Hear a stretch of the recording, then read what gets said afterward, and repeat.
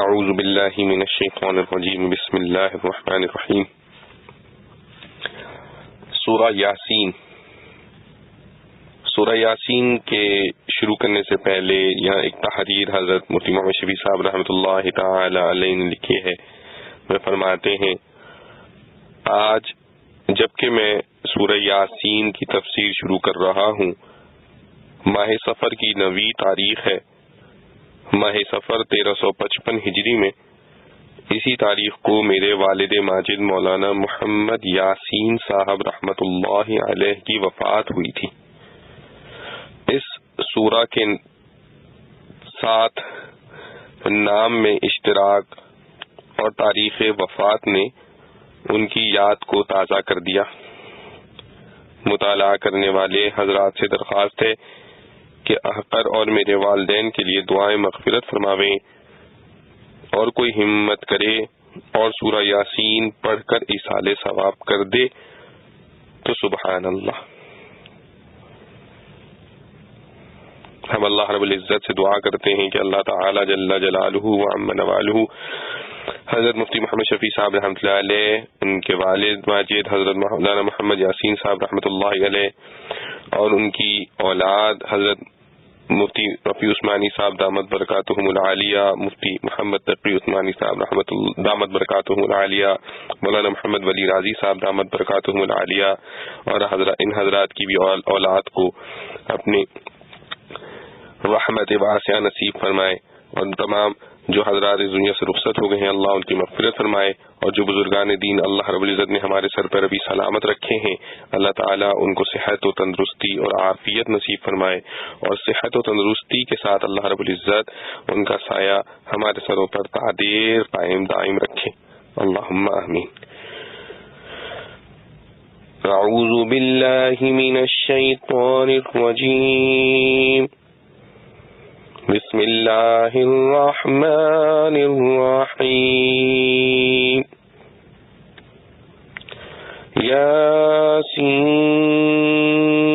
یاسین والقرآن الحکیم انک لمن المرسلین علی صراط مستقیم تنزیل العزیز الرحیم لتنذر قوما ما أنذر آباؤهم فهم غافلون لقد حق القول على أكثرهم فهم لا يؤمنون إنا جعلنا في أعناقهم أغلالا فهي إلى الأذقان فهم مقمحون وجعلنا من بين أيديهم سدا ومن خلفهم سدا فأغشيناهم فهم لا يبصرون وسواء عليهم أأنذرتهم أم لم تنذرهم لا يؤمنون إنما تنذر من اتبع الذكر وخشي الرحمن بالغيب فبشره بمغفرة وأجر كريم إنا نحن نحيي الموتى ونكتب ما قدموا وآثارهم وكل شيء أحصيناه في إمام مبين۔ سورہ یاسین۔ سورہ یاسین مکہ میں نازل ہوئی، اس میں 83 آیتیں ہیں اور 5 رکوع۔ شروع اللہ کے نام سے جو بے حد مہربان نہایت رحم والا ہے۔ قسم ہے اس پکے قرآن کی، تو تحقیق ہے بھیجے ہوئوں میں سے اوپر سیدھی راہ کے اتارا زبردست رحم والے نے، تاکہ تو ڈرائے ایک قوم کو کہ ڈر نہیں سنا ان کے باپ دادوں نے، سو ان کو خبر نہیں۔ ثابت ہو چکی ہے بات ان میں بہتوں پر، سو وہ نہ مانیں گے۔ ہم نے ڈالے ہیں ان کی گردنوں میں طوق، سو وہ ہیں تھوڑیوں تک، پھر ان کے سر پل رہے ہیں، اور بنائی ہم نے ان کے آگے دیوار اور پیچھے دیوار، پھر اوپر سے ڈھانک دیا،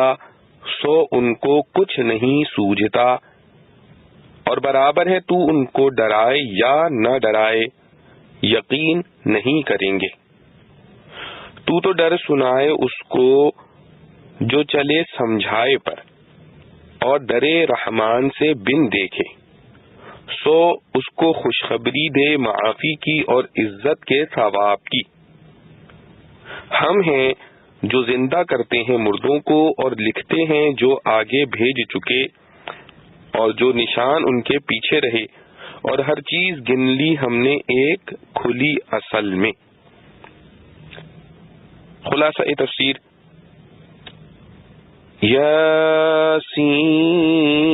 یاسین، اس کی مراد اللہ ہی کو معلوم ہے۔ قسم ہے قرآن با حکمت کی کہ بے شک آپ من جملہ پیغمبروں کے ہیں اور سیدھے رستے پر ہیں، کہ اس میں جو آپ کی پیروی کرے خدا تک پہنچ جائے، نہ کہ جیسا کفار کہتے ہیں لست مرسلا، یعنی آپ رسول نہیں، یا کہتے تھے بل افترا، یعنی آپ صلی اللہ علیہ وسلم نے خود گھڑ لیا ہے، جس کے لیے گمراہ ہونا لازم ہے۔ اور قرآن تعمیم ہدایت کے ساتھ آپ صلی اللہ علیہ وسلم کی رسالت و نبوت کی دلیل بھی ہے، کیونکہ یہ قرآن خدائے زبردست مہربان کی طرف سے نازل کیا گیا ہے، اور آپ صلی اللہ علیہ وسلم پیغمبر اس لیے بنائے گئے ہیں تاکہ آپ اولاً ایسے لوگوں کو عذاب خداوندی سے ڈراویں جن کے باپ دادے قریب کے کسی رسول کے ذریعے سے نہیں ڈرائے گئے تھے، سو اسی سے یہ بے خبر ہیں، کیونکہ گو عرب میں بعض مضامین شرائع رسول سابقہ کے منقول بھی تھے، جیسا اس آیت میں ہے ام جاءہم ما لم یأت آباءہم الاولین، یعنی کیا قرآن ان کے پاس کوئی ایسی چیز لایا ہے جو ان کے آبا کے پاس نہیں آئی تھی، یعنی دعوت توحید کوئی نئی چیز نہیں، یہ ہمیشہ ان کے آباء و اجداد میں بھی جاری رہی ہے، مگر پھر بھی نبی کے آنے سے جس قدر تنبہ ہوتا ہے محض اس کے بعض احکام و اخبار نقل ہو کر پہنچنے سے، جبکہ وہ ناتمام اور متغیر بھی ہو گئے ہوں، ویسا تنبہ نہیں ہوتا۔ اور اولاً ڈرانا آپ کا قریش کو تھا، اس لیے اس جگہ انہی کا ذکر فرمایا، پھر عام لوگوں کو بھی آپ صلی اللہ علیہ وسلم نے دعوت فرمائی، کیونکہ بیعت آپ صلی اللہ علیہ وسلم کی عام ہے، اور باوجود آپ کی صحت رسالت و صدق قرآن کے یہ لوگ جو نہیں مانتے، آپ صلی اللہ علیہ وسلم اس کا غم نہ کیجیے، کیونکہ ان میں اکثر لوگوں پر تقدیری بات ثابت ہو چکی ہے۔ وہ بات یہ ہے کہ یہ ہدایت کے راستے پر نہ آئیں گے، سو یہ لوگ ہرگز ایمان نہ لاویں گے۔ یہ حال ان کے اکثر کا تھا، اور بعض کی قسمت میں ایمان بھی تھا، وہ ایمان بھی لے آئے، اور ان لوگوں کی مثال ایمان سے دوری میں ایسی ہو گئی کہ گویا ہم نے ان کی گردنوں میں بھاری بھاری طوق ڈال دیے ہیں، پھر وہ ٹھوڑیوں تک اڑ گئے ہیں، جس سے ان کے سر اوپر کو الل گئے، یعنی اٹھے رہ گئے، نیچے کو نہیں ہو سکتے، خواہ اس وجہ سے کہ طوق میں جو موقع تحت ذقن رہنے کا ہے وہاں کوئی میخ وغیرہ ایسی ہو جو ذقن میں جا کر اڑ جاوے، اور یا طوق کا چکلا ایسا ہو کہ اس کی گکر ذقن میں اڑ جاوے۔ بہرحال دونوں طور پر وہ راہ دیکھنے سے محروم رہے، اور نیز ان کی مثال بعد عن الایمان میں ایسی ہو گئی کہ گویا ہم نے ایک آڑ ان کے سامنے کر دی اور ایک آڑ ان کے پیچھے کر دی، جس سے ہم نے ہر طرف سے ان کو پردوں میں گھیر دیا، سو وہ اس احاطہ حجابات کی وجہ سے کسی چیز کو دیکھ نہیں سکتے۔ اور دونوں تمثیلوں سے حاصل یہ ہے کہ ان کے حق میں آپ صلی اللہ علیہ وسلم کا ڈرانا یا نہ ڈرانا دونوں برابر ہیں، یہ کسی حالت میں بھی ایمان نہیں لائیں گے، اس لیے آپ صلی اللہ علیہ وسلم ان سے مایوس ہو کر راحت حاصل کر لیجئے، بس آپ تو ایسا ڈرانا جس پر نفع مرتب ہو، صرف ایسے شخص کو ڈرا سکتے ہیں جو نصیحت پر چلے اور خدا سے بے دیکھے ڈرے، کہ ڈر ہی سے طلب حق ہوتی ہے اور طلب سے وصول، اور یہ ڈرتے ہی نہیں، سو جو ایسا شخص ہو آپ اس کو گناہوں کی مغفرت اور طاعت پر عمدہ عوض کی خوشخبری سنا دیجیے، اور اسی سے اس پر بھی دلالت ہو گئی کہ جو دلالت اور اعراض کا مرتکب ہو وہ مغفرت اور اجر سے محروم اور مستحق عذاب ہے، اور گو دنیا میں اس جزا و سزا کا ظہور لازم نہیں، لیکن بے شک ہم ایک روز مردوں کو زندہ کریں گے، اس وقت ان سب کا ظہور ہو جائے گا، اور جن اعمال پر جزا و سزا ہوگی ہم ان کو برابر لکھتے جاتے ہیں، وہ اعمال بھی جن کو لوگ آگے بھیجتے جاتے ہیں اور ان کے وہ اعمال بھی جن کو پیچھے چھوڑے جاتے ہیں۔ ما قدموا سے مراد جو کام اپنے ہاتھ سے کیا، اور آثارہم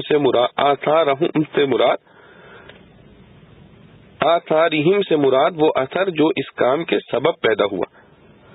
اور بعد موت بھی باقی رہا۔ مثلا کسی نے کوئی نیک کام کیا اور وہ سبب ہو گیا دوسروں کی بھی ہدایت کا، یا کسی نے کوئی برا کام کیا اور وہ سبب ہو گیا دوسروں کی بھی گمراہی کا۔ غرض یہ سب لکھے جا رہے ہیں اور وہاں ان سب پر جزا و سزا مرتب ہو جاوے گی، اور ہمارا علم تو ایسا وسیع ہے کہ ہم اس کتابت کے بھی محتاج نہیں جو بعد الوقوع ہوئی ہے، کیونکہ ہم نے تو ہر چیز کو جو کچھ قیامت تک ہوگا وقوع سے پہلے ہی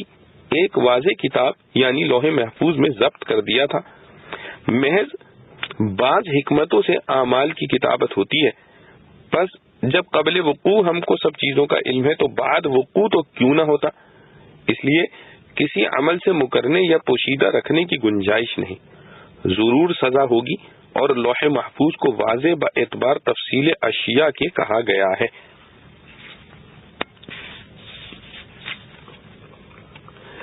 معارف و مسائل، فضائل سورہ یاسین۔ حضرت معقل بن یسار رضی اللہ عنہ سے روایت ہے کہ رسول اللہ صلی اللہ علیہ وسلم نے فرمایا، یاسین قلب القرآن، یعنی سورہ یاسین قرآن کا دل ہے، اور اس حدیث کے بعض الفاظ میں ہے کہ جو شخص سورہ یاسین کو خالص اللہ اور آخرت کے لیے پڑھتا ہے اس کی مغفرت ہو جاتی ہے، اس کو اپنے مردوں پر پڑھا کرو۔ امام غزالی رحمۃ اللہ علیہ نے فرمایا کہ سورہ یاسین کو قلب قرآن فرمانے کی یہ وجہ ہو سکتی ہے کہ اس سورہ میں قیامت اور حشر و نشر کے مضامین خاص تفصیل اور بلاغت کے ساتھ آئے ہیں، اور اصول ایمان میں سے عقیدہ آخرت وہ چیز ہے جس پر انسان کے اعمال کی صحت موقوف ہے۔ خوف آخرت ہی انسان کو عمل صالح کے لیے مستعد کرتا ہے، اور وہی اس کو ناجائز خواہشات اور حرام سے روکتا ہے۔ تو جس طرح بدن کی صحت قلب کی صحت پر موقوف ہے، اسی طرح ایمان کی صحت فکر آخرت پر موقوف ہے۔ جس طرح بدن کی صحت قلب کی صحت پر موقوف ہے، اسی طرح ایمان کی صحت فکر آخرت پر موقوف ہے۔ اور اس سورہ کا نام جیسا سورہ یاسین معروف ہے، اسی طرح ایک حدیث میں اس کا نام عظیمہ بھی آیا ہے، اور ایک حدیث میں ہے کہ اس سورہ کا نام تورات میں معمہ آیا ہے، یعنی اپنے پڑھنے والے کے لیے دنیا و آخرت کی خیرات و برکات عام کرنے والی، اور اس کے پڑھنے والے کا نام شریف آیا ہے، اور فرمایا کہ قیامت کے روز اس کی شفاعت قبیلہ ربیعہ کے لوگوں سے زیادہ کے لیے قبول ہوگی، اور بعض روایات میں اس کا نام مدافعہ بھی آیا ہے، یعنی اپنے پڑھنے والے سے بلاؤں کو دفع کرنے والی، اور بعض میں اس کا نام قاضیہ بھی مذکور ہے، یعنی حاجات کو پورا کرنے والی۔ اور حضرت ابو ذر رضی اللہ عنہ سے روایت ہے کہ جس مرنے والے کے پاس سورہ یاسین پڑھی جائے تو اس کی موت کے وقت آسانی ہو جاتی ہے۔ اور حضرت عبداللہ بن زبیر رضی اللہ عنہ نے فرمایا کہ جو شخص سورہ یاسین کو اپنی حاجت کے آگے کر دے تو اس کی حاجت پوری ہو جاتی ہے۔ اور یحییٰ بن کثیر نے فرمایا کہ جو شخص صبح کو سورہ یاسین پڑھ لے وہ شام تک خوشی اور آرام سے رہے گا، اور جو شام کو پڑھ لے تو صبح تک خوشی میں رہے گا۔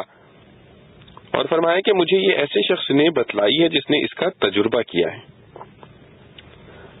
یاسین اس لفظ کے متعلق مشہور قول تو وہی ہے جس کو اوپر خلاصے تفسیر میں لیا گیا ہے، حروف مقطعات میں سے ہے جن کا علم اللہ تعالی ہی کو ہے،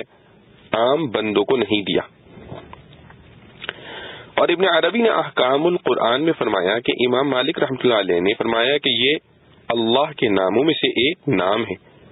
اور حضرت ابن عباس رضی اللہ عنہ سے بھی ایک روایت یہی ہے کہ اسماء الہیہ میں سے ہے، اور ایک روایت میں یہ ہے کہ یہ حبشی زبان کا لفظ ہے جس کے معنی ہے اے انسان، اور مراد انسان سے نبی کریم صلی اللہ تعالی علیہ وآلہ وسلم ہے۔ اور حضرت ابن جبیر رحمۃ اللہ علیہ کے کلام سے یہ مستفاد ہے کہ لفظ یاسین نبی کریم صلی اللہ علیہ وسلم کا نام ہے۔ روح المعانی میں ہے کہ رسول اللہ صلی اللہ علیہ وسلم کا نام ان دو عظیم الشان حرفوں سے رکھنا، یعنی یا اور سین، اس میں بڑے راز ہیں۔ یاسین کسی کا نام رکھنا کیسا ہے؟ امام مالک علیہ الرحمہ نے اس کو اس لیے پسند نہیں کیا کہ ان کے نزدیک یہ اسماء الہیہ میں سے ہے اور اس کے صحیح معنی معلوم نہیں، اس لیے ممکن ہے کہ کوئی ایسے معنی ہوں جو اللہ تعالی کے ساتھ مخصوص ہیں، جیسے خالق، رازق وغیرہ۔ البتہ اس لفظ کو یاسین کے رسم الخط سے لکھا جائے تو یہ کسی انسان کا نام رکھنا جائز ہے، کیونکہ قرآن کریم میں آیا ہے سلام علی آل یاسین۔ آیت مذکورہ کی معروف قرأت الیاسین ہے، مگر بعض قرأتوں میں آل یاسین بھی آیا ہے۔ لِتُنذِرَ قَوْمًا مَّا أُنذِرَ آبَاؤُهُمْ، مراد اس سے عرب ہے، معنی یہ ہے کہ ان کے آباء و اجداد میں کوئی نذیر یعنی پیغمبر عرصہ دراز سے نہیں آیا، اور آباء و اجداد سے مراد قریبی آباء و اجداد ہیں۔ ان کے جد اعلیٰ حضرت ابراہیم علیہ السلام اور ان کے ساتھ حضرت اسماعیل علیہ السلام کے بعد کتنی صدیوں سے عرب میں کوئی پیغمبر نہیں آیا تھا۔ اگرچہ دعوت و تبلیغ اور انذار و تبشیر کا سلسلہ برابر جاری رہا، جس کا ذکر قرآن کریم کی آیت میں بھی ہے جو خلاصہ تفسیر میں آ چکی ہے، اور آیت من امت الا خلا فیہا نذیر کا بھی یہی مقتضا ہے کہ رحمت خداوندی نے کسی قوم و ملت کو دعوت و انذار سے کسی زمانے اور کسی خطے میں محروم نہیں رکھا، مگر یہ ظاہر ہے کہ انبیاء علیہ السلام کی تعلیمات ان کے نائبوں کے ذریعے پہنچنا وہ اثر نہیں رکھتا جو خود نبی یا پیغمبر کی دعوت و تعلیم کا ہوتا ہے۔ اس لیے آیت مذکورہ میں عربوں کے متعلق یہ فرمایا گیا کہ ان میں کوئی نذیر نہیں آیا۔ اسی کا یہ اثر تھا کہ عرب میں عام طور پر پڑھنے پڑھانے اور تعلیم کا کوئی مستحکم نظام نہیں تھا، اسی وجہ سے ان کا لقب امیین ہوا۔ لقد حق القول على أكثرهم فهم لا يؤمنون إنا جعلنا في أعناقهم أغلالا، مراد یہ ہے کہ حق تعالی نے کفر و ایمان اور جنت و دوزخ کے دونوں راستے انسان کے سامنے کر دیے، اور ایمان کی دعوت کے لیے انبیاء اور کتابیں بھی بھیج دیں، پھر انسان کو اتنا اختیار بھی دے دیا کہ وہ اپنے بھلے برے کو پہچان کر کوئی راستہ اختیار کرے۔ جو بد نصیب نہ غور و فکر سے کام لے، نہ دلائل قدرت میں غور کرے، نہ انبیاء علیہ السلام کی دعوت پر کان دھرے، نہ اللہ کی کتاب میں غور و تدبر کرے، تو اس نے اپنے اختیار سے جو راہ اختیار کر لی تو حق تعالی اسی کے سامان اس کے لیے جمع فرما دیتے ہیں۔ جو کفر میں لگ گیا پھر اس کے واسطے کفر بڑھانے ہی کے سامان ہوتے رہتے ہیں۔ اسی کو اس طرح تعبیر فرمایا لقد حق القول على اکثرهم فهم لا يؤمنون، یعنی ان میں سے بیشتر لوگوں پر تو ان کے سوء اختیار کی بنا پر یہ قول حق جاری ہو چکا ہے کہ یہ ایمان نہ لائیں گے۔ آگے ان کے حال کی ایک تمثیل بیان فرمائی ہے کہ ان کی مثال ایسی ہے کہ جس کی گردن میں ایسے طوق ڈال دیے گئے ہوں گے کہ اس کا چہرہ اور آنکھیں اوپر اٹھ جائیں، نیچے راستے کی طرف دیکھ ہی نہ سکے، تو ظاہر ہے کہ اپنے آپ کو کسی کھڈ میں گرنے سے نہیں بچا سکتا۔ دوسری مثال یہ دی کہ جیسے کسی شخص کے چاروں طرف دیوار حائل کر دی گئی ہو، وہ اس چار دیواری میں محصور ہو کر باہر کی چیزوں سے بے خبر ہو جاتا ہے، ان کافروں کے گرد بھی ان کی جہالت اور اس پر اناد و ہٹ دھرمی نے محاصرہ کر لیا ہے کہ باہر کی حق باتیں ان تک گویا پہنچتی ہی نہیں۔ امام راضی رحمۃ اللہ علیہ نے فرمایا کہ نظر سے معنی دو قسم کے ہوتے ہیں، ایک معنی تو ایسا ہوتا ہے کہ خود اپنے وجود کو بھی نہ دیکھ سکے، دوسرا یہ کہ اپنے گرد و پیش کو نہ دیکھ سکے۔ ان کفار کے لیے حق بینی سے دونوں قسم کے معنی موجود تھے، اس لیے پہلی مثال پہلے معنی کی ہے کہ جس کی گردن نیچے کو جھک نہ سکے، وہ اپنے وجود کو بھی نہیں دیکھ سکتا، اور دوسری مثال دوسرے معنی کی ہے کہ گرد و پیش کو نہیں دیکھ سکتا۔ جمہور مفسرین نے آیت مذکورہ کو ان کے کفر و عناد کی تمثیل ہی قرار دیا ہے، اور بعض حضرات مفسرین نے اس کو